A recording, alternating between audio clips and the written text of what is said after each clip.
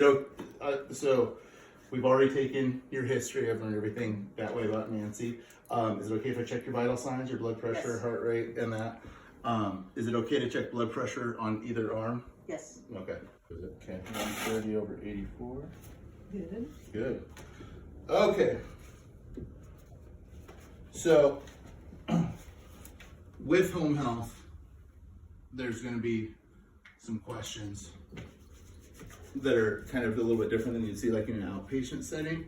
And I'll just read those off to you guys. Because we kind of talked about as far as your medical history, but you'd go over things like other code status. Are they full code or do not resuscitate? Height and weight. Usually we'll check actually the weight on the first visit, especially if it's someone where weight is an issue, like weight fluctuating from an edema standpoint, CHF, even certain post-surgical issues. So we'll go down to where it says home environment hazards. So with that, you want to do, what we always say is to do like it's called the OASIS walk. So the OASIS is the assessment. So you have them take you kind of room to room, whatever rooms you want us to see. And then as you're going, you're of course watching the patient, but you're also checking out the home for fall hazards, safety hazards, things like that. This is, we've kind of screened her for any issues. She's given me her past medical history. But first, let me just do a screen. So go ahead and raise your arms up high. Good. Any pain with that? Yeah. Okay. Hold it there. Don't let me push you down. Good. And then you can go ahead and bend up your elbows. Nice and strong. Good. Hold. Good. Push out. Good. Okay. How about lift up your knee? Hold. Good. Hold. Good. Straighten your knee. Okay. Bend it slightly. Hold it. Good. Zoom on over here. Bend it slightly. Good. Then stick this leg out and pull your ankles up or your toes up towards you. Okay. Hold. Okay. Down. This one. Hold it up. So that's just, I always like to do that before I get them up, so I kind of have an idea of where we're working at that way. Maybe a general idea of how much assist they'll need to get up, how they'll do with walking, standing that way. It's really just a screen. We'll do more formal functional strength balance testing in a bit. This is probably also where I'd have, like if she didn't have her shoes on, we have people, we say, can you take your shoes and socks off? And then that answers the question because they're addressing questions on the OASIS. So even as a PT, you're going to answer how do they do donning and doffing their shoes, their pants, their shirt, brushing their hair, washing their hair, brushing their teeth. So that's a good time to do it. You have them take off their shoes and socks, put on their shoes and socks. If they're diabetic or if they have something that has decreased sensation, we do a monofilament test on the bottom of their feet. I'll skip that for your sake. You've obviously gotten yourself dressed today, Yes. today just fine. So at this point, it can be up to you to either do some functional testing or to go through the home. So I'm gonna just do, if you don't mind, just take them to the rooms that you. So go ahead and stand up. Okay, good. So of course you'd want to brace yourself or using the assistive device at that point. So why don't you go ahead and just walk me through, maybe back to your back bedroom.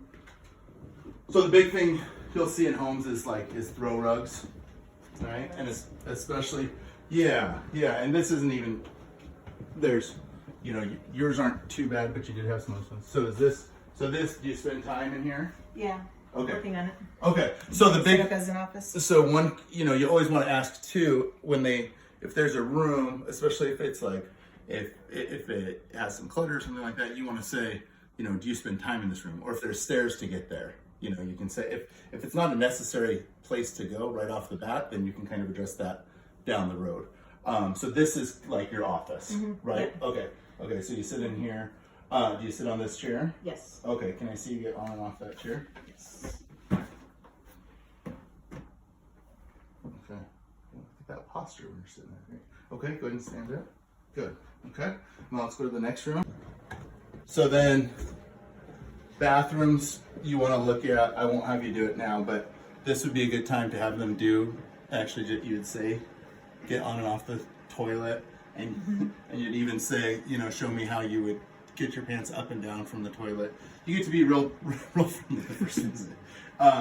So that one, do you do okay getting on and off that toilet? Yes. Okay. So I would see her do that, but we won't do it for the sake of today. And then you want to look at the shower.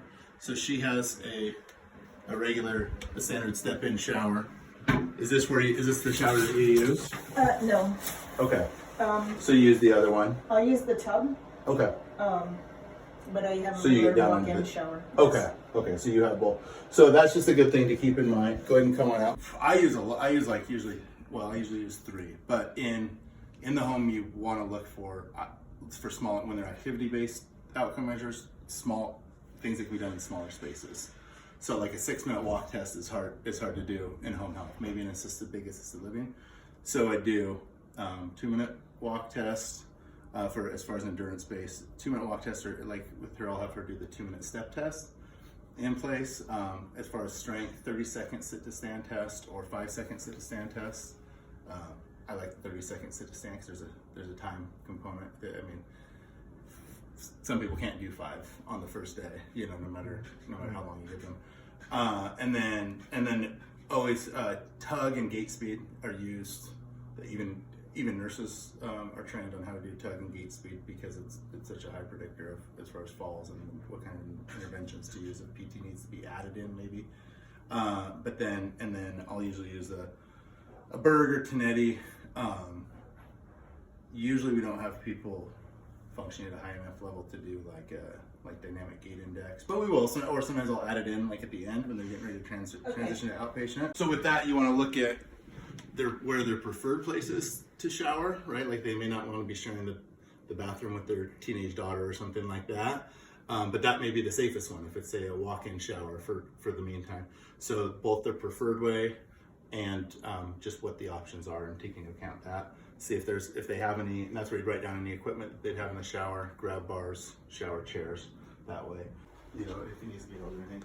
So, so I'll show you guys like 30-second sit to stand test. Cross your arms. Okay.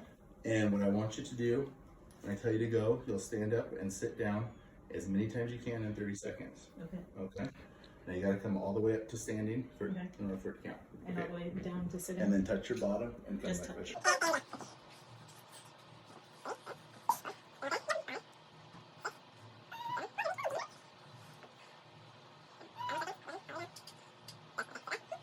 You need to have something to I would just use my hand.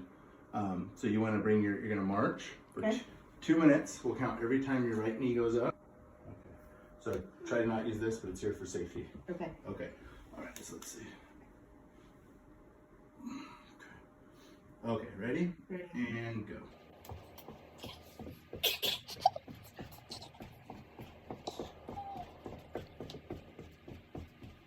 And there's different ones for people with whether they're alert and oriented or if they have dementia. There's other scales that way. Same with pain. Of course, you always want to assess pain. And then bladder and bowel as far as their last bowel movement, if they're making it to the bathroom in time or not. Yep, I think those are the big ones that we didn't go over.